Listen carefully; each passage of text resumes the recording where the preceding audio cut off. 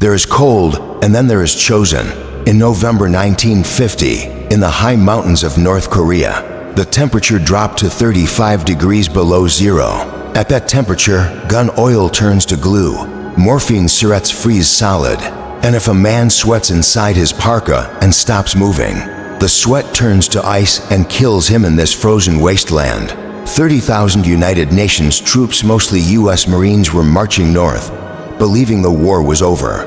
They thought they were chasing a broken enemy. They were wrong. Waiting for them in the white silence were 120,000 Chinese soldiers, hidden under white blankets, waiting for the signal to destroy them. It would become the most savage battle in the history of the U.S. Marine Corps, a battle not for victory, but for survival.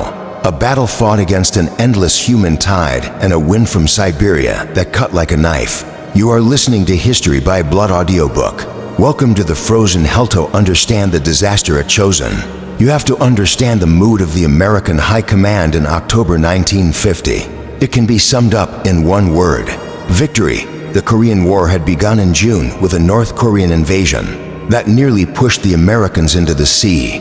But General Douglas MacArthur, the legendary hero of the Pacific, had launched a brilliant amphibious counterstrike at Incheon in a matter of weeks. The North Korean army was shattered. The U.S. forces liberated Seoul and pushed north, crossing the 38th parallel. By November, the American army was racing toward the Yalu River, the border between North Korea and Communist China. The mood was electric. The Marines were told to bring their dress blues because they would be parading in Tokyo by Christmas. Officers were placing bets on which unit would be the first to pee in the Yalu River. That it was a rout, or so they thought. General MacArthur, operating from his headquarters in Tokyo, assured President Truman that there was zero chance of the Chinese entering the war. He called it the Great Slaughter. He believed the Chinese were too primitive, too weak, and too scared of American air power to intervene. This confidence, this hubris, blinded the intelligence agencies. They ignored the reports from the front lines. They ignored the captured Chinese prisoners who warned that entire armies were moving south. MacArthur split his forces. He sent the 8th Army up the west coast of Korea, and the 10th Corps, the Marines, and Army 7th Division up the east coast, into the treacherous Taebaek Mountains. The two armies were separated by a massive, impassable mountain range. They could not support each other. They were walking into a pincer with their eyes closed. The 1st Marine Division, commanded by Major General Oliver P. Smith, was the tip of the spear on the east side. Smith was a thoughtful, cautious intellectual, a sharp contrast to the flamboyant MacArthur. As the Marines moved north from the port of Hungnam toward the Chosin Reservoir, Smith began to worry. The terrain was a nightmare. The road to the reservoir was a single-lane dirt track, twisting through steep canyons and precipitous drops. It was a main supply route, MSR in name only. Smith looked at the maps. He realized that if an enemy force cut the road behind them, his division would be trapped in the mountains, 70 miles from the sea. He ordered his men to slow down. He ordered them to establish supply dumps along the road and build an airstrip at a village called Hagaru-Ri. His superiors, particularly General Ned Almond, MacArthur's favorite, were furious. They accused Smith of dragging his feet. "The enemy is fleeing," Almond shouted. "Don't stop until you hit the river." But Smith ignored the pressure. He slowed his advance. That decision, that act of professional caution, would eventually save the lives of 15,000 men. While the Americans argued about speed, the enemy was already there. The Chinese People's Volunteer Army PVA had infiltrated North Korea in mid-October. They moved only at night. During the day, they hid in caves, forests, and ravines. If a plane appeared, every man froze. If a man moved, his officer would shoot him to save the unit. It was a feat of camouflage unparalleled in modern warfare. 300,000 Chinese soldiers had moved into position without being detected by American aerial reconnaissance. The 9th Army Group, commanded by General Funchilin, was assigned to destroy the Marines at Chosin. These Chinese soldiers were tough, peasant warriors, but they were woefully ill-equipped. They wore quilted cotton uniforms that offered little protection against the sub-zero wind. Many wore canvas shoes with rubber soles, useless against frostbite. They had no heavy artillery, no air support, and very little food. But they had numbers, and they had grenades. Their strategy was simple: lure the Marines deep into the mountains, let the road stretch out, then cut the head, cut the tail, and annihilate the column piece by piece. As November turned to late November, the weather turned against the Americans. A Siberian cold front slammed into the Korean peninsula. The temperature plummeted from freezing to -20°F to 9°C, and then to -35°F, 37°C. This wasn't just cold, it was lethal. The Americans weren't ready. Their winter gear, parkas and shoe packs, rubber-bottomed boots, was inadequate. The shoe packs trapped sweat.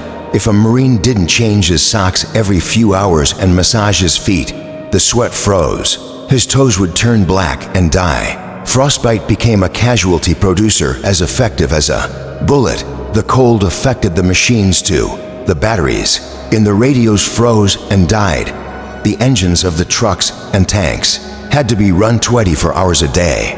If they were turned off, the oil turned to sludge and the blocks cracked. The lubrication on the M1 Garand rifles and the Browning machine guns gelled, causing the weapons to jam. The men learned to pee on their rifles to thaw the action. The Marines were miserable. They were marching into a frozen moonscape, flanked by towering, snow-covered peaks. They felt eyes watching them from the ridges. By November 27, 1950, the 1st Marine Division was strung out along the 78-mile road leading to the Chosin Reservoir. At the front, the 5th and 7th Marine Regiments were camped at Udamni, on the west side of the reservoir. At the bottom of the reservoir, at Hagarori, was the division headquarters and the supply dump. Further south, at Kodori, was another regiment. On the east side of the reservoir was a smaller army unit, Task Force Faith. They were separated, they were cold, and they were exposed. General Ullman flew in by helicopter. He told the officers, "The enemy is defeated. We're just mopping up." Hours after he flew away, the sun went down. The temperature dropped to -25. And then, from the darkness of the surrounding hills, came a sound that every Marine at Chosin would hear in his nightmares for the rest of his life. It wasn't a siren. It wasn't a gunshot. It was the sound of bugles. Whistles blew, cymbals crashed, and the hillsides seemed to come alive. The snow stood up and charged. The Chinese 9th Army Group launched its massive ambush. The race to the Yalu was over. The fight for survival had begun. The night of November 27, 1950, did not begin with a barrage of artillery. It began with music. The Marines dug into shallow, frozen foxholes along the ridges of Udamni and Hagarori, lifted their heads. Above the howling wind, they heard a strange, rhythmic cacophony. It was the sound of brass bugles playing eerie, discordant notes. Then came the shepherd's whistles, shrill and piercing. Then the clashing of cymbals. To the American ear, it sounded like a carnival from hell. But it was a sophisticated communication system. The Chinese People's Volunteer Army PVA lacked radios. They used these instruments to coordinate the movement of tens of thousands of men in the dark. A single long bugle note meant prepare. A series of short blasts meant charge. At 10 p.m., the short blasts began. From the tree lines and the snow-covered slopes, the white ground seemed to stand up and run. Thousands of Chinese soldiers, wearing white capes over their quilted uniforms, surged forward. They threw stick grenades, primitive potato mashers, by the thousands. The explosions shattered the frozen night. The American troops called it the human wave. It was a tactic born of necessity. The Chinese lacked heavy weapons, tanks, and air support. Their only advantage was manpower. They would send a first wave of grenadiers to soften the line, followed by a second wave of submachine gunners, and finally a third wave of riflemen to occupy the positions. They attacked with a terrifying disregard for their own lives. When the Marines opened fire with machine guns, mowing down the first rank, the second rank simply stepped over the bodies of the fallen and kept coming. For the young Marines, many of whom were reservists who had been civilians just months ago, the sight was psychologically shattering. The enemy seemed endless. They emerged from the snow like ghosts, screaming, firing, and dying, only to be replaced by more ghosts. At Udamni, on the western side of the reservoir, The 5th and 7th Marines faced the brunt of the assault. They were camped in a valley, surrounded by 5 high ridges. The Chinese strategy was to seize these high grounds at night and fire down into the American tents. The fighting was savage and chaotic. It was fought at a range of 5 feet. Marines were pulled out of their sleeping bags by Chinese soldiers. Men fought with entrenching tools, bayonets, and bare fists. The cold was a decisive factor. The Chinese weapons, often captured American or Japanese models, jammed in the sub-zero temperatures. The Chinese soldiers would urinate on the bolts of their rifles to thaw them out for a few more shots. The Marines found that their carbines malfunctioned, but the heavier M1 Garand rifles and the Browning automatic rifles, bars, kept firing. One Marine, Private First Class Hector Cafferata, fought a legendary one-man stand. When a grenade landed in his trench, he picked it up to throw it back. It exploded in his hand, severing a finger. Ignoring the wound, he continued to fight, batting away grenades with his entrenching tool and firing his rifle until he was the last man standing in his sector. He would later receive the Medal of Honor. By dawn, the snow at Udamneni was stained black with powder burns and red with blood. The Marines had held the core perimeter, but the ridges belonged to the Chinese. It is easy to view the Chinese army as a faceless robotic horde. But the reality for the individual Chinese soldier was a tragedy of its own. General Song, Shilun's 9th Army Group, had been rushed north from the mild climate of Shanghai. They had no winter training. Most had never seen snow. They wore thin cotton uniforms filled with wadding. They wore canvas sneakers. They had no gloves. As they lay in the snow waiting to ambush the Americans, thousands of them simply froze to death. Entire companies were found later, frozen in their firing positions, rifles aimed at the road, their fingers too stiff to pull the trigger. Those who attacked did so with desperation. They were starving. They carried small bags of ground sorghum and rice, but the food was frozen into rocks that had to be thawed in their armpits before it could be eaten. When they overran an American position, the starving Chinese soldiers often stopped fighting to loot the bodies for food and warm boots. They would eat the frozen rations found in the pockets of dead Marines while the battle raged around them. They were not fighting for ideology. They were fighting for warmth. While the rifle companies fought for their lives at Udamnene, a different crisis was unfolding 14 miles south at Hagaru-Ri. This was the division headquarters. It was a supply dump, a hospital, and an unfinished airstrip. It was populated by clerks, cooks, truck drivers, and engineers, rear echelon troops who were not trained for frontline combat.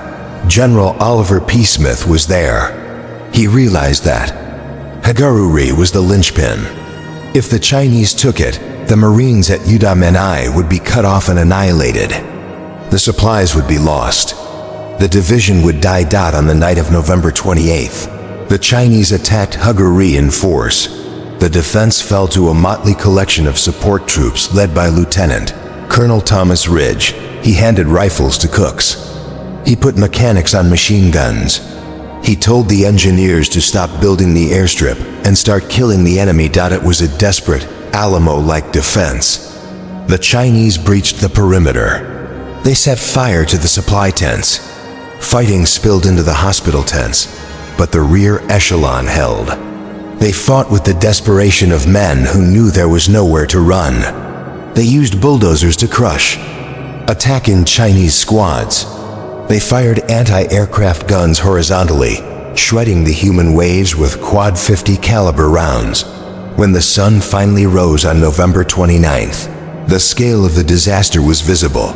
The 1st Marine Division was no longer an advancing army. It was a series of isolated islands in a sea of Chinese. Udamneni was surrounded.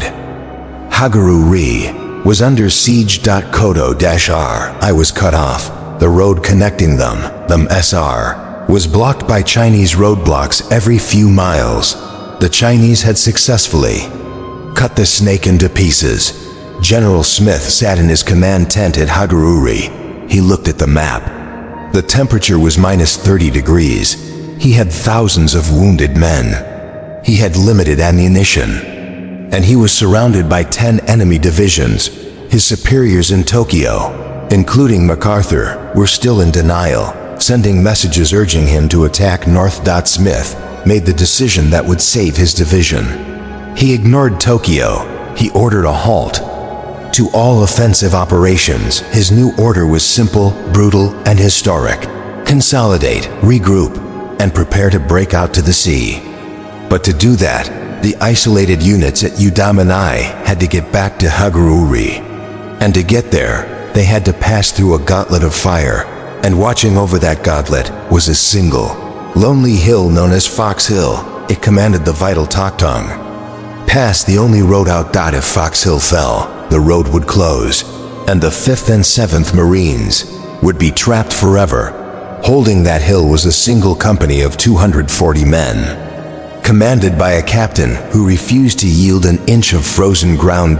Between the trapped Marines at Udamanai and the division headquarters at Haguru lay 14 miles of the most treacherous road in Korea. It was a single-lane dirt track carved into the side of a mountain. On one side was a sheer cliff rising up. On the other was a terrifying drop into the abyss.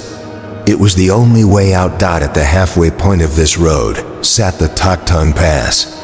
It was the highest point of the journey, a strategic choke point where the road twisted through a narrow saddle between two peaks. The Chinese general Funchilin knew his terrain.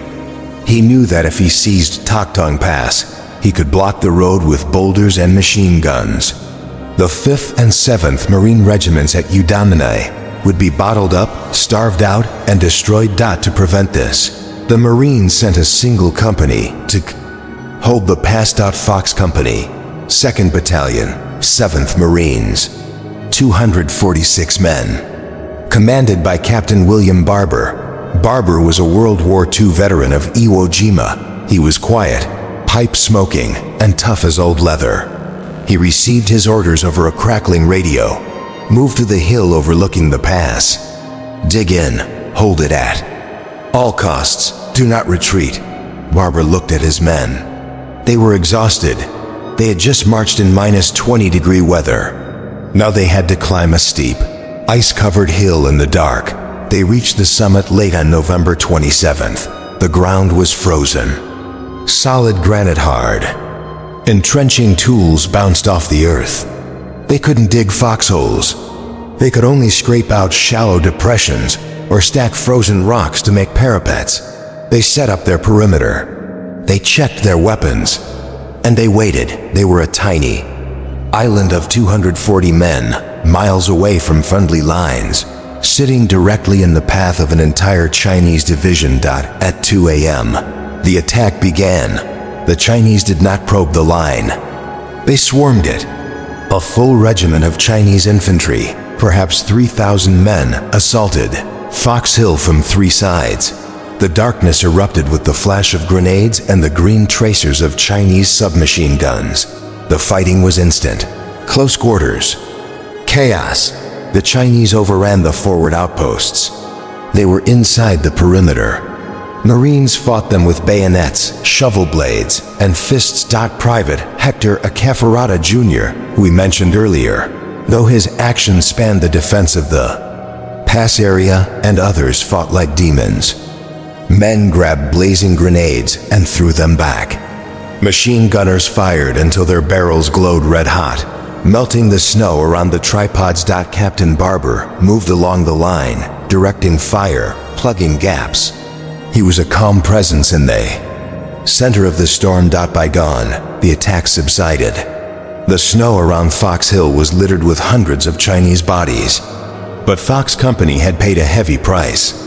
20 Marines were dead, and 54 were wounded. They were surrounded. The road below was cut. They were completely cut off. For the next 5 days and 4 nights, Fox Company lived in hell.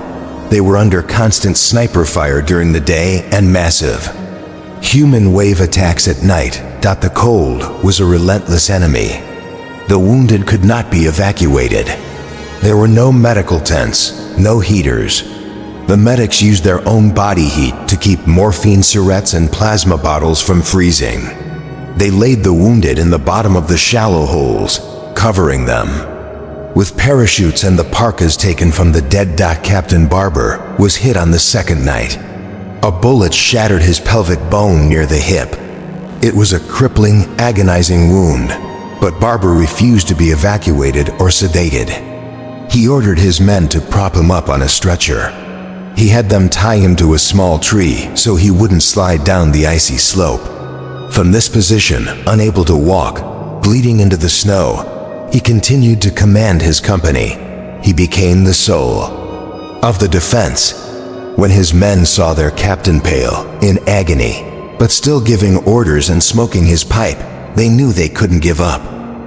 The only thing that kept Fox Company alive was the air. During the day, the Marine Corsair pilots flew close air support missions that bordered on the suicidal. These dark blue bent-wing fighters dived into the narrow valleys, flying just feet. Above the ridge lines, they dropped napalm canisters that tumbled end over end, turning the Chinese staging areas into infernos of jellied gasoline. They strafed the enemy trenches with 20mm cannons. Because the perimeter was so tight, the pilots had to be incredibly precise. A mistake of 50 feet would mean killing their own men. The pilots were so close that the Marines on the ground could see their faces in the cockpits. The roar of the Corsairs was the sound of hope. The Air Force also dropped supplies, ammo, food, and medical kits by parachute. But the wind was tricky. Many pallets drifted into Chinese lines. The Marines watched furiously as the starving Chinese soldiers ran out to retrieve the American rations. While Fox Company held the hill, the main body of Marines at Udamine began their breakout. On December 1st, the 5th and 7th Marines launched their attack south. They were not retreating. They were attacking in a new direction. Their goal was to smash through the Chinese roadblocks, link up with Fox Company, and reach Hearu-ri. It was a brutal, rolling battle. The Marines moved down the road, tanks in the lead, while infantry swept the ridges on either side to clear the Chinese ambushers. From his stretcher on Fox Hill, Captain Barber could hear the distant boom of American artillery getting closer. "They're coming," he told his men. "Hold on." By this point, Fox Company was decimated. Of the original 246 men, only 82 were still able to fight. They were out of grenades. Their ammunition was critically low. They were living on frozen Tutsi rolls and snow. The Chinese knew the relief column was coming too. On the night of December 1st, they launched a final, fanatical assault on Fox Hill, trying to wipe out the company before help arrived. The Marines fought with the last of their strength. The wounded men who could still pull a trigger were given rifles and propped up on the edge of the holes. On the morning of December 2nd, a scout from Fox Company looked down the ridge. Through the snowy mist, he saw figures moving up the slope. They weren't wearing the quilted white uniforms of the Chinese. They were wearing marine olive drab. It was the 1st Battalion, 7th Marines, the relief force led by Lieutenant Colonel Raymond Davis. Davis had led his men on an incredible night march across the frozen mountains, navigating by compass in a blizzard, to flank the Chinese and reach Fox Hill. As the relief column broke through the trees, the survivors of Fox Company, bearded, blackened by frostbite and gunpowder, looking like walking corpses, began to weep. Colonel Davis walked up to the stretcher where Captain Barber was tied. Barber tried to salute, but he couldn't lift his arm. "Reporting for duty, sir," Barber whispered. "Fox Company is secure." The road was open because 240 men had refused to yield one rocky hill. The 8,000 Marines at Udamine now had a path to safety. The cork had been pulled from the bottle. The cost of Toktong Pass was staggering. Fox Company suffered 26 killed, 3 missing, and 89 wounded, nearly half the company. Almost everyone else had severe frostbite. Captain William Barber was awarded the Medal of Honor. Private Hector Cafferata was awarded the Medal of Honor. Lieutenant Colonel Raymond Davis was awarded the Medal of Honor. 3 medals of honor for one hill. The survivors were loaded onto trucks. They joined the massive column now moving south toward Hubris, but the ordeal wasn't over. They had only completed the first leg of the journey. The division was now concentrated at Hubris, but they were still surrounded. Between them and the sea lay 40 miles of enemy-infested mountains, a destroyed bridge, and the coldest weather in a century. General Smith gathered his commanders. He looked at his battered, frozen army. He knew the world was watching. He knew. The Chinese expected him to surrender. Instead, he issued the order that would define the Marine Corps' spirit for generations. By November 29, 1950, the situation at the division headquarters in Hubris was critical. General Oliver P. Smith was surrounded. His ammunition was low. His hospital was overflowing. And the Chinese were massing for a final assault to overrun the base. If Hubris fell, the entire division would be decapitated. 11 miles to the south, at the town of Kotori, Colonel Louis Chesty Puller, the most decorated Marine in history, knew he had to send help. He scraped together every man and machine he could find. The result was Task Force Drysdale. It was a strange, cobbled-together unit.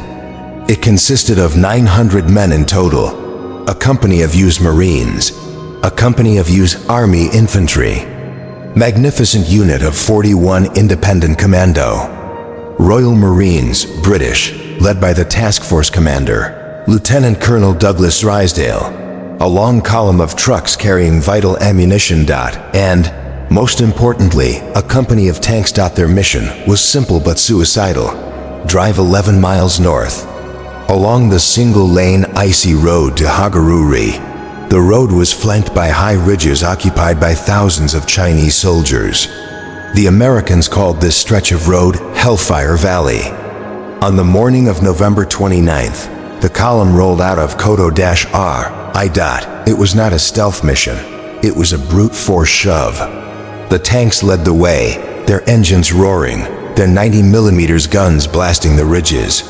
Behind them came the soft-skinned trucks, unprotected and laden with explosives. Almost immediately, the Chinese opened fire. It began with mortar raining down on the road. Then came the machine guns from the high ground. The British Royal Marines, tough veterans wearing their distinctive green berets, dismounted and charged up the slopes to clear the enemy. They fought with a cool, professional ferocity, clearing the way for the trucks. But for every Chinese soldier they killed, 2 more appeared. By mid-afternoon, the convoy was halfway to Hubris. But then, disaster struck. A truck in the middle of the column was hit by a mortar shell. It exploded, blocking the road. The convoy was cut in half, the front half of the column led by Colonel Drysdale. The tanks and most of the Marines was separated from the rear half. Drysdale made a hard decision. He radioed the rear guard. "We are pushing through. Do the best you can." The lead element smashed its way forward. The tanks crushed Chinese roadblocks. Soldiers rode on the decks of the tanks, firing rifles at point-blank range. They reached Hubris that night, battered and bleeding. Colonel Drysdale was wounded, but they brought the tanks. Those tanks would prove decisive in the defense of the headquarters. But behind them, in the darkening valley, the rear half of the convoy was trapped. The rear element, mostly army troops, some Marines, and the supply trucks was now stranded. They were leaderless, immobilized, and surrounded. As night fell, the temperature dropped to -25 degrees, and the Chinese descended from the hills like wolves. The fighting in Hellfire Valley. That night was a scene of total chaos. The Chinese set fire to the lead and rear trucks, trapping the convoy in a cage of flame. The American soldiers huddled under the trucks for cover. The Chinese crept close, throwing grenades underneath the vehicles. Major John McLaughlin, the senior U.S. Army officer, tried to organize a defense, but the units were mixed up. Confusion reigned. Men were screaming for medics who were already dead. The Chinese tactic was brutal. They would rush a truck, kill the drivers, loot the supplies, and then move to the next one. They were stripping the dead of their parkas and boots. By 4 a.m., the ammunition was almost gone. Of the roughly 130 men left in the pocket, nearly all were wounded. They were freezing to death. The Chinese commander sent a messenger. He offered a choice: surrender or die. Major McLaughlin was a pragmatist. He looked at his men. They were out of bullets. They couldn't move. If they fought on, they would be massacred to the last man. He decided to surrender, but he negotiated. He demanded that the Chinese allow the most critically wounded men to be evacuated to the American lines. The Chinese, perhaps respecting the fierce defense, agreed. It was a bitter moment. American soldiers laid down their rifles in the snow. They raised their hands. They were marched away into captivity, captivity that many of them would not survive. The breakdown of Task Force Drysdale was a tragedy. Only 300 men of the original 900 made it to Hubris.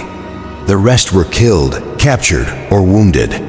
The road was littered with burning trucks. However, the sacrifice of Task Force Drysdale was not in vain.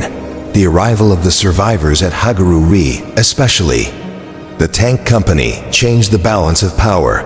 General Smith now had armor. He had the British commandos. He had seasoned fighters to bolster the clerks and cooks defending the perimeter.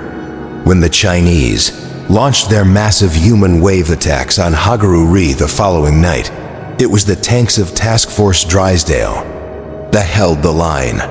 They fired canister shot giant shotgun shells into the massed Chinese ranks, breaking the back of the assault. The valley had taken a terrible toll, but enough men had punched through to save the headquarters. By December 1st, the various pieces of the 1st Marine Division were battered, but they were beginning to coalesce. Fox Company had held the pass. The survivors of Udumnenai had broken out and were marching south. Hagu-Ri had held. General Smith now had his army concentrated. But they were still 60 miles from the sea. They were still surrounded. And the weather was getting worse. To the east of the reservoir, however, a different story was playing out. A story without a miracle, while the Marines were fighting there. Way out, a smaller U.S. Army unit, Task Force Faith, was fighting a lonely, doomed battle on the frozen ice of the reservoir itself. Their sacrifice would buy the Marines time, but it would cost them everything. This is the story of the Lost Battalion on the east side of the Chosin Reservoir.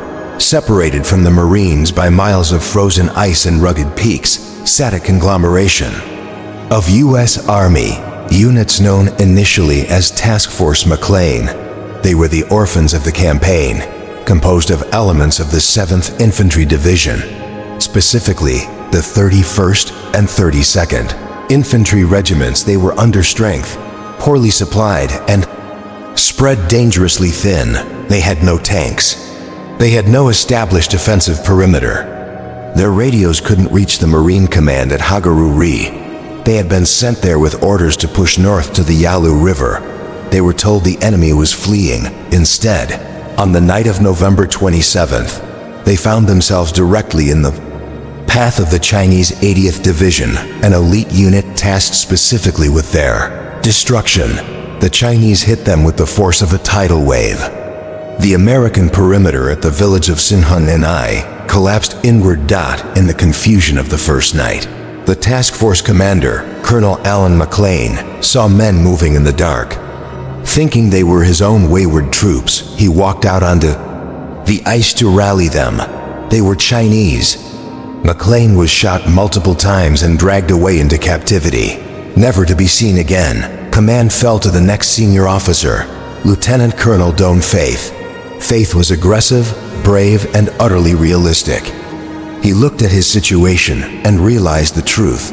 They were already dead men. For 3 days, Colonel Faith and his 2,500 men held a tiny, shrinking perimeter on the frozen ground of the inlet. They were subjected to relentless human wave attacks. Every night, the Chinese crowded so close that the Americans fired artillery shells with the fuses set to 0, exploding them practically at the end of the barrel to shred the attackers. The conditions were apocalyptic. There were no tents. The men slept in the open at minus 30 degrees. The wounded froze to death where they lay. Morphine had to be held in the mouth to thaw before it could be injected. By December 1st, the situation was terminal. They had 600 critically wounded men. They were almost out of ammunition. They were completely surrounded. Colonel Faith made the only decision left. He ordered a breakout. But unlike the Marines at Udam-Nenai, who were marching out as a fighting unit, Task Force Faith was marching out as a desperate mob. At 1 p.m. on December 1st, the breakout began. It was a nightmare from the start. Faith loaded the 600 wounded men onto the few remaining trucks. He ordered the able-bodied men to walk alongside the vehicles, using them as shields and firing outward. But as soon as the column moved onto the road, the Chinese opened fire from the ridges. Napalm strikes from Marine Corsairs cleared the way momentarily, but one strike went tragically wrong. A canister of napalm dropped short, incinerating American soldiers at the front of the column. The scream of burning men shattered the morale of the unit. The convoy inched forward, a rolling battle through a gauntlet of fire. The trucks were riddled with bullets. Wounded men inside the trucks were hit again and again. Blood froze on the floorboards. Colonel Faith was everywhere. He ran up and down the line, waving his pistol, forcing men to attack the Chinese roadblocks. He knew that if the column stopped, everyone would die. By late afternoon, the column reached Hill 1221, a dominating feature blocking the road south. The Chinese had dug in heavy machine guns. Faith gathered a group of about 100 men, cooks, clerks, and walking wounded. He led a suicidal charge up the icy slope. "Don't stop," he screamed. "Keep moving." They took the hill. They cleared the roadblock. But the cost was the leader. A Chinese grenade exploded near Faith. Shrapnel tore into his chest. He was mortally wounded. His men managed to prop him up in the cab of a jeep, but the spirit of the task force died with him. Without Faith's driving energy, the cohesion of the unit evaporated. As darkness fell, the column hit another roadblock just a few miles from the safety of Haguru-ri. The Chinese swarmed down from the hills. The truck drivers were killed. The vehicles slewed off the road. The Chinese soldiers began throwing grenades into the trucks filled with wounded men. Panic took hold. The task force ceased to exist. It became every man for himself. Soldiers abandoned the trucks. They abandoned the wounded. They ran onto the frozen ice of the Chosin Reservoir, trying to escape the slaughter on the road. The Chinese pursued them onto the ice. It was a scene of horror. Men slipped and fell on the dark ice, only to be bayoneted. Others fell through thin patches into the freezing water, dragged down by their heavy parkas. Lieutenant Colonel Don Faith died in the jeep where his men had placed him. His body was never recovered. He would later be awarded the Medal of Honor posthumously. In the early hours of December 2nd, the Marine sentries at the perimeter of Haguru-ri saw something moving on the frozen lake. Through the mist, they saw ghostly figures walking toward them. Some were crawling, some were dragging others. They had no weapons, they had no helmets. Their feet were wrapped in rags. These were the survivors of Task Force Faith. Of the 2,500 men in the unit, over 1,000 were killed or missing. Almost all the survivors were wounded or frostbitten. Only 385 men were fit for duty, and most of those were in shock. The unit had been annihilated. It was one of the worst defeats in U.S. Army history. For decades, the story of Task Force Faith was viewed as a shameful rout. They were compared unfavorably to the Marines, who had held their ground, but history has re-evaluated the Lost Battalion. We now know that Task Force Faith faced the entire Chinese 80th Division. For 5 days, 2,500 brave men tied down 20,000 Chinese soldiers. They absorbed the blow that was meant for the eastern flank of the Marines. If the Chinese 80th Division had not been destroyed trying to wipe out Task Force Faith, those 20,000 enemy soldiers would have swept down the east side of the reservoir and overrun the vital base at Hagru-Ri. If Hagru-Ri had fallen, the Marines at Udam-Nenai would have been cut off with no supplies and no airstrip. The entire 1st Marine Division would likely have been destroyed. Task Force Faith died to buy time. They were the shield that broke, but in breaking, they saved the army. By December 4th, the pieces of the puzzle were finally together. The Marines from Udam-Nenai had fought their way back to Hagru-Ri. The survivors of Task Force Faith were being evacuated by Air. General Oliver P. Smith now had his division concentrated. He had 15,000 men, his tanks, and his artillery, but he was still trapped between Hagru-Ri and the port of Hungnam lay 60 miles of enemy-occupied mountains. The temperature was still minus 25 degrees, and the Chinese had blown up the only bridge across the terrifying Funchilin Pass. Smith looked at his officers. He didn't talk about surrender. He didn't talk about a Dunkirk evacuation by air. He intended to walk out. He intended to bring his equipment, his wounded, and his dead. He issued the order to destroy the base. They burned the supplies they couldn't carry.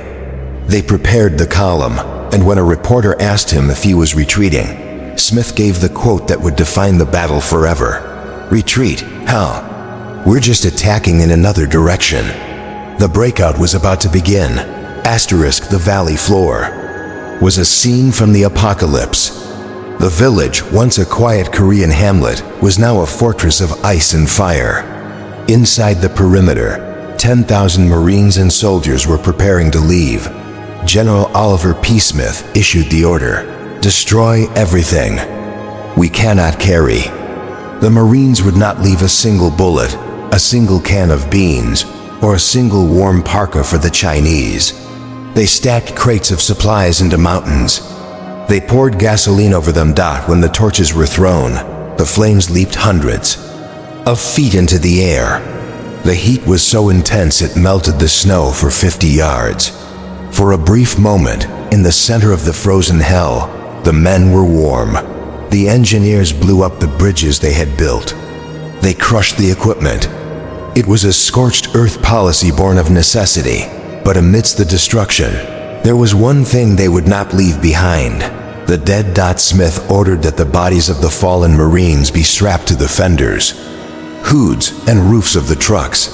If there wasn't room, they were stacked inside the vehicles.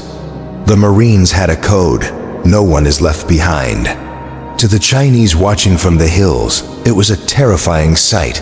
A column of machines driven by the living, armored with the frozen bodies of the dead. As the preparations were finalized, the mood in the press corps was grim. War correspondents, flown in before the airfield was closed, believed they were witnessing the end of the 1st Marine Division. One reporter asked General Smith a question that seemed obvious. "General, are you retreating?" Smith bristled. He was a quiet man, a professor of warfare, but the suggestion that his Marines were fleeing offended his professional soul. He looked the reporter in the eye and delivered the most famous quote of the Korean War: "Retreat, hell. We're just attacking in another direction." It sounded like bravado. It sounded like a slogan. But tactically, Smith was absolutely correct. A retreat is a movement away from the enemy to avoid contact. This was not that. The Chinese 9th Army Group was behind them, in front of them, and on both sides of them. To get to the sea, the Marines would have to smash through 6 Chinese divisions. They weren't running away. They were attacking south. On the morning of December 6th, the breakout began. the column was a steel snake, 11 miles long. In the center, on the road, the trucks carrying the wounded, the artillery, and the tanks. On the flanks, up on the ridges, the infantry battalions. This was the key to Smith's plan. He knew the Chinese tactics. The Chinese liked to hold the high ground and shoot down onto the road.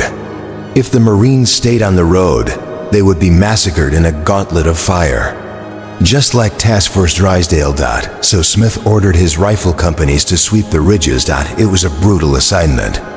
While the trucks inched along the road at 2 miles per hour, the infantry had to climb the steep snow-covered mountains on either side. Fighting Chinese entrenchments at 4,000 feet, they had to clear every hill, every bunker, every machine gun nest. They had to walk the high ground to protect the wounded below. The march was agonizingly slow. The column moved like a glacier, unstoppable, but grinding. The Chinese attacked constantly. They swarmed the column from side canyons. They set up roadblocks. They blew up bridges. At every roadblock, the column would halt. The tanks at the front, 90mm Pershing tanks, would blast the obstruction. The infantry would sweep the flanks. The engineers would fill the craters. And the column would lurch forward another few hundred yards. The fighting was continuous, day and night. For the drivers in the trucks, it was a test of nerves. They were driving on ice, often with sheer cliffs on one side. If a truck slid off the road, there was no tow truck to pull it back. It was abandoned. The drivers fought sleep deprivation.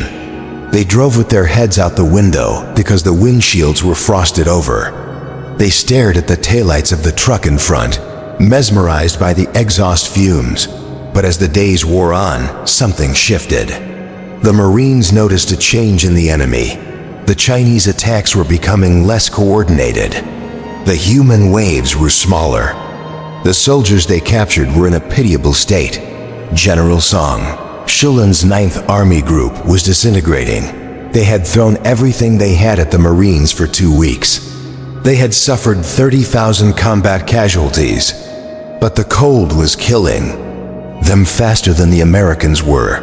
Chinese prisoners captured during the Breakout were found with feet that had rotted off in their canvas shoes. Their hands were black claws, frozen to their rifles. They were starving, reduced to eating tree bark and snow. The Marines were suffering, but they had warm parkas, decent boots, and crucially air supply. The U.S. Air Force and Navy pilots dropped tons of supplies directly onto the column. They dropped ammo, rations, and fuel.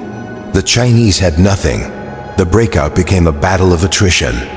The Marines were a machine that was fueled and fed. The Chinese army was a biological organism that was starving and freezing to death.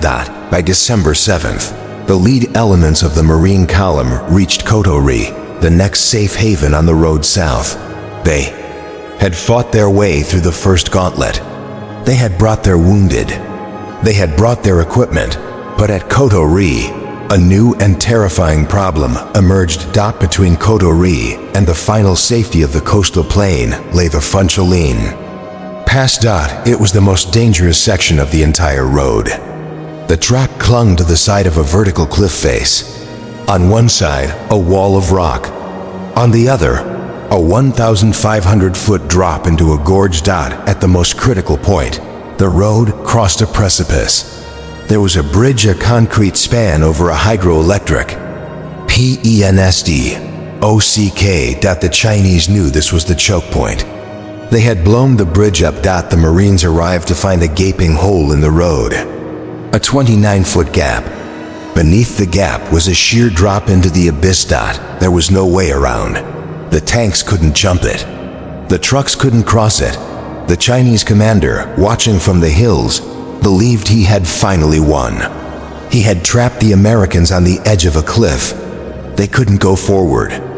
They couldn't go back.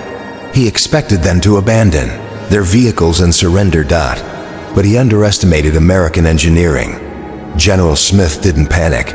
He got on the radio. He called the Air Force, and he made a request that had never been made in the history of warfare. He asked them to airdrop a Bridge, December 8, 1950. The head of the Marine column reached the Funchilin Pass. To the soldiers staring down the road, it looked like the end of the world.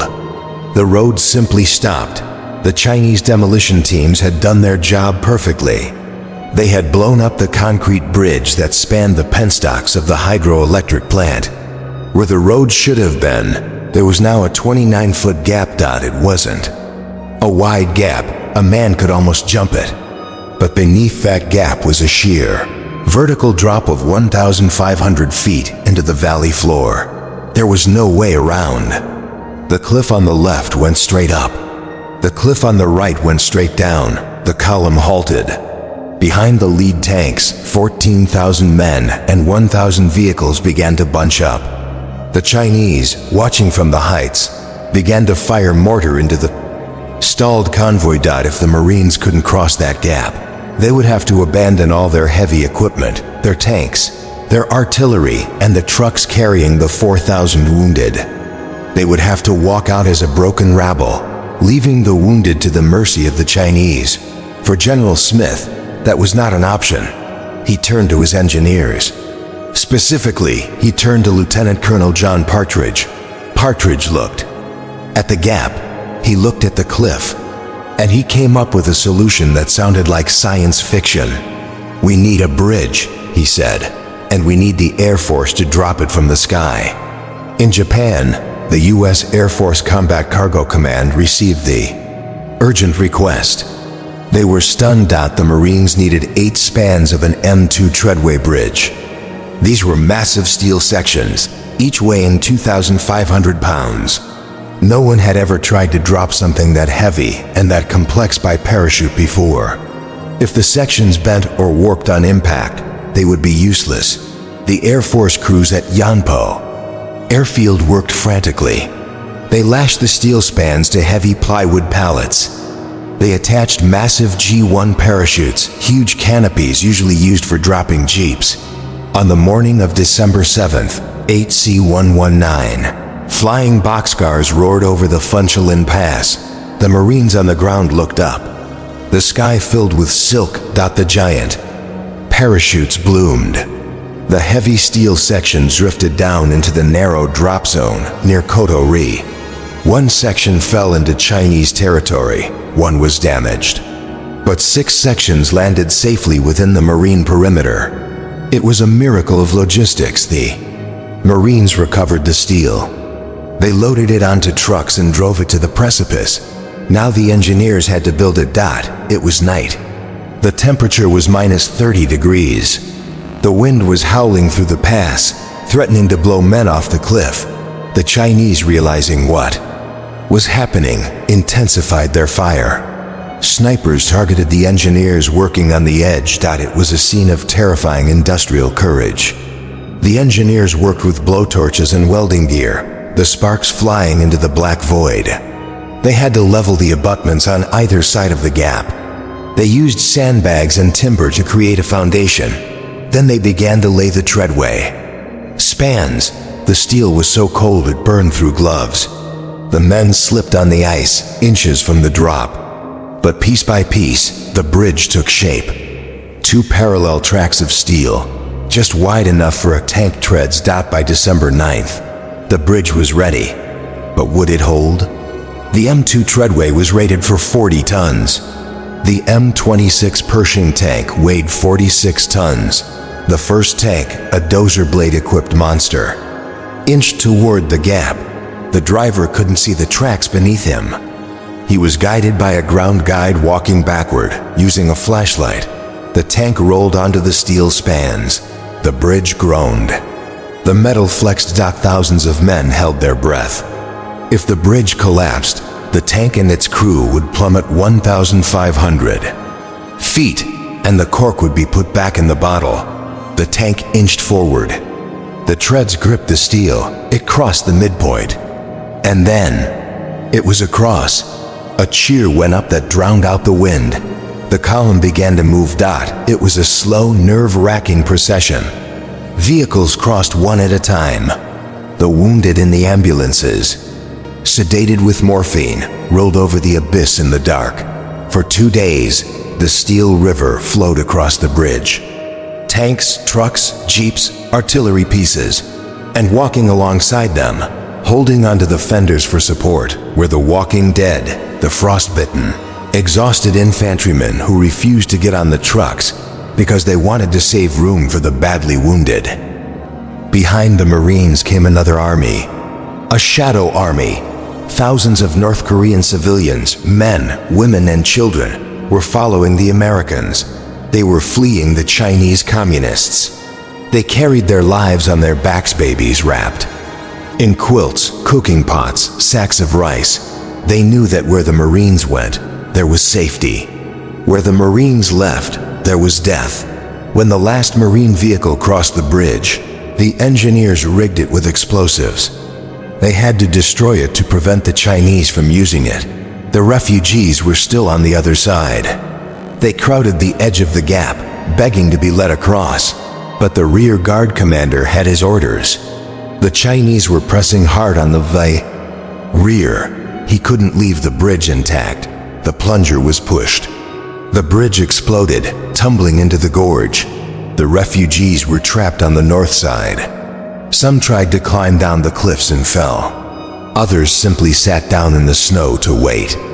For the Chinese, it was the final brutal moral calculus of the retreat. The Marines saved themselves, but they had to close the door on the people they had come to liberate. Once across the pass, the terrain began to flatten out. The worst of the mountains were behind them. The column descended onto the coastal plain. The temperature rose slightly to a balmy 0 degrees. On December 11th, the lead elements of the 1st Marine Division sighted the sea. Waiting for them at the port of Hungnam was the might of the U.S. Navy. An entire fleet of transport ships, destroyers, and carriers lay at anchor. The Marines marched into the perimeter. They didn't run. They marched in formation, singing the Marine Corps' hymn. They were bearded, filthy, and smelled of gangrene and cordite. But they were unbeaten. They had brought their equipment. They had brought their wounded. And most importantly, they had brought their dead. General Smith had kept his promise. As the trucks carrying the frozen bodies of the fallen rolled past, the sailors on the ship stood at attention. They were witnessing a miracle.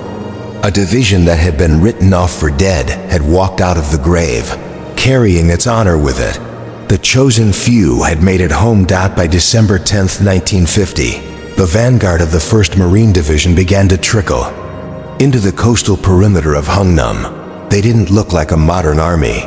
They looked like castaways from the Ice Age. Their parkas were black with grease and soot. Their beards were matted with ice. Their eyes were sunk deep into their skulls, fixed in the 1,000-yard stare, the look of men who have seen too much death to process.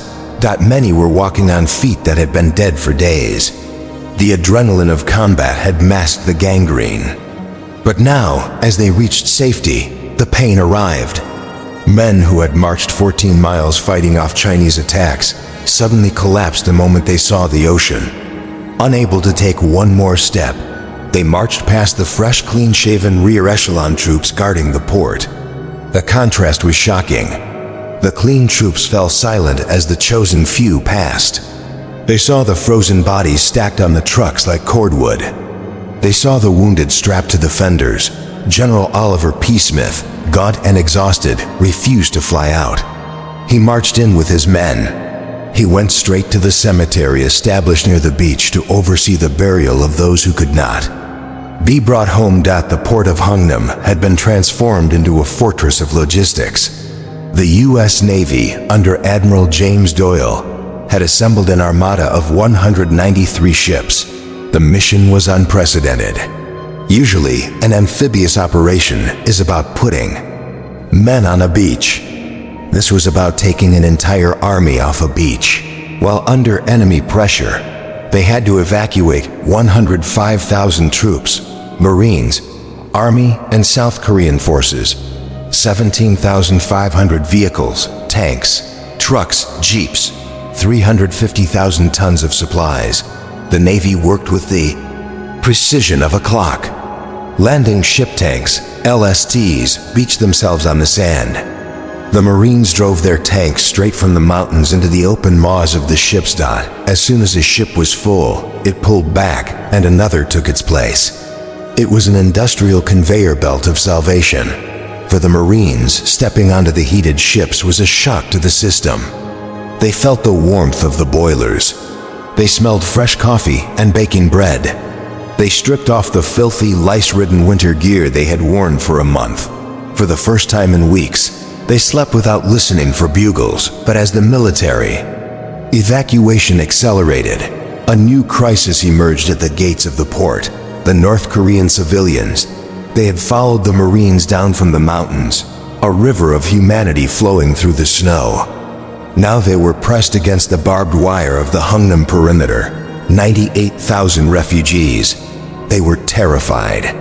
They knew that when the Americans left, the Chinese and North Korean communists would retake the city.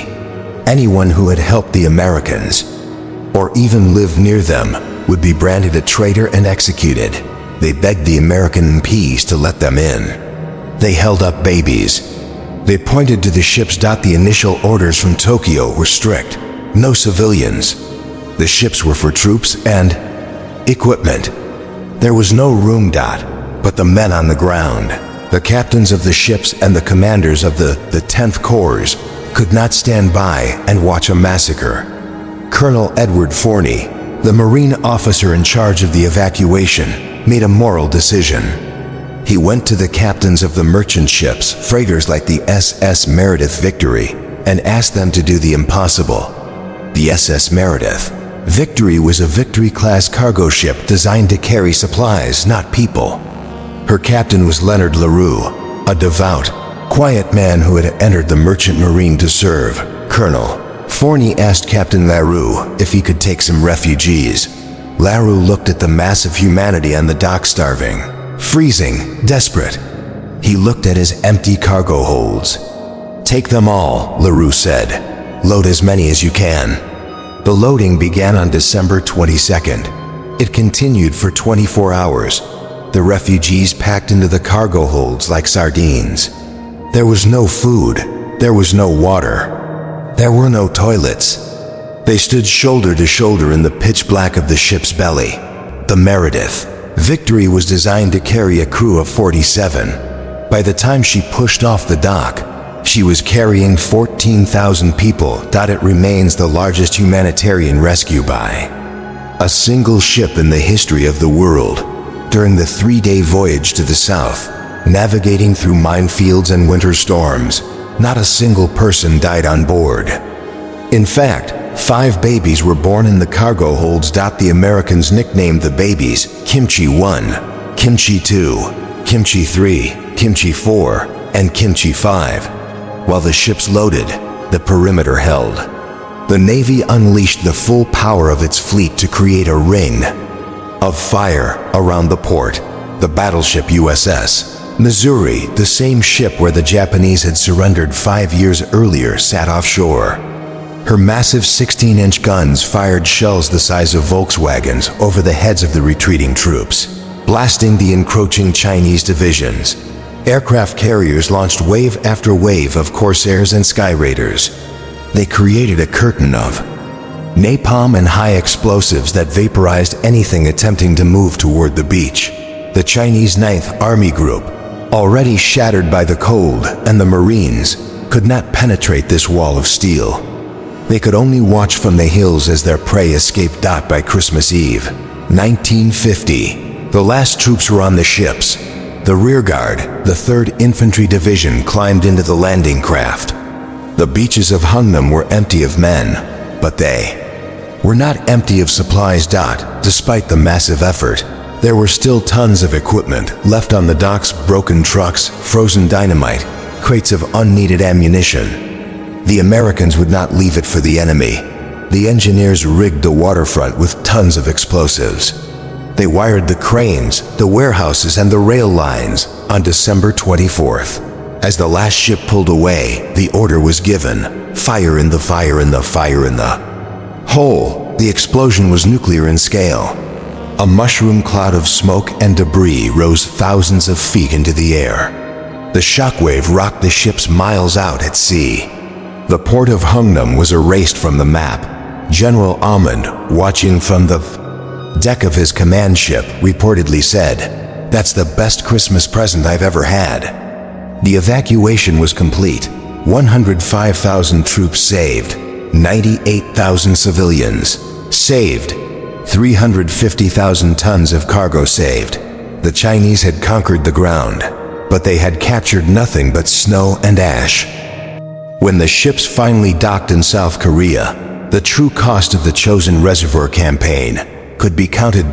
It was a victory of survival, but it was paid for in blood and frozen flesh. The 1st Marine Division suffered over 4,400 battle casualties, killed and wounded, but the cold was the greater enemy. Over 7,300 men suffered non-battle injuries, primarily severe frostbite. Many men lost toes, feet, or fingers. For the rest of their lives, the survivors of Chosin would suffer from nerve damage. Even decades later, in the comfort of their homes in America, a cold winter breeze would cause old scars to ache and phantom, pains to shoot through limbs that were no longer there. But if the cost to the Americans was high, the cost to the Chinese was catastrophic. General Song-Shilin's 9th Army Group had entered North Korea with 150,000 men, determined to wipe the Marines off the map. By the time the Americans sailed away from Hungnam, the 9th Army Group had effectively ceased to exist as a fighting force. Intelligence estimates suggest the Chinese suffered 40,000 to 80,000 casualties. Tens of thousands froze to death in their foxholes, their summer uniforms offering no protection against the Siberian wind. The Marines had not just escaped. They had shattered the army sent to destroy them. The 9th Army Group would not return to the front lines for months, buying critical time for the United Nations forces to regroup in the south. Historians have debated the battle for 70 years. Was it a defeat, a retreat, or a victory? In the tactical sense, the Americans gave up the ground. They left the Chosin Reservoir to the enemy. But in the strategic sense, Chosin was a miracle. The Chinese objective was the total annihilation of the 10th Corps. They failed. The 1st Marine Division, the 7th Infantry Division, and the British Commandos preserved their forces. They brought out their equipment. They lived to fight another day. Because they survived, the United Nations presence in Korea survived. If the Marines had been destroyed at Chosin, political pressure might have forced the US to withdraw from the peninsula entirely. South Korea would have ceased to exist. The march from Utamani to the sea is now studied in military academies around the world as the textbook example of a fighting withdrawal. It proved that a well-trained, disciplined force can defeat an enemy 10 times its size, even when nature itself is trying to kill them. For the survivors, the battle is not remembered for the strategy, but for the brotherhood. They call themselves the Chosin Few. It is one of the most exclusive and revered fraternities in military history. They are bound together by the shared memory of the cold, so deep it froze the soul. They remember the Tutsi rolls that kept them alive. They remember the sound of the bugles in the night. And they remember the star of Kotori. On the darkest night of the Breakout, when the blizzard was at its worst and the men were losing hope, the clouds suddenly parted over the camp at Kotori. A single brilliant star shone down on the battered column. To the freezing, exhausted Marines, it was a sign. A signal that they were not forgotten, that they would make it home. That star became part of their legacy, a symbol of light in the void. In overwhelming darkness, the Korean War is often called the Forgotten War. Sandwiched between the total victory of World War II and the trauma of Vietnam, it is often overlooked, but the Battle of Chosin Reservoir stands as a monument to the resilience of the human spirit. It was a battle where cooks and clerks fought like infantrymen. It was a battle where pilots flew into canyons to deliver hope. It was a battle where men walked out of the grave because they refused to leave there. Brothers behind Dot, they were the Frozen Chosen. They faced the dragon and they walked away. Thank you for listening to Frozen Hell, the Marines' last stand at Chosin Reservoir on History by Blood Audiobook. If this deep dive into the most brutal battle of the Korean War captivated you, please like this video and subscribe to the channel. We are dedicated to keeping these stories alive. Let us know in the comments below. Do you consider the Chosin Reservoir campaign a retreat, or as General Smith said, an attack in a different direction?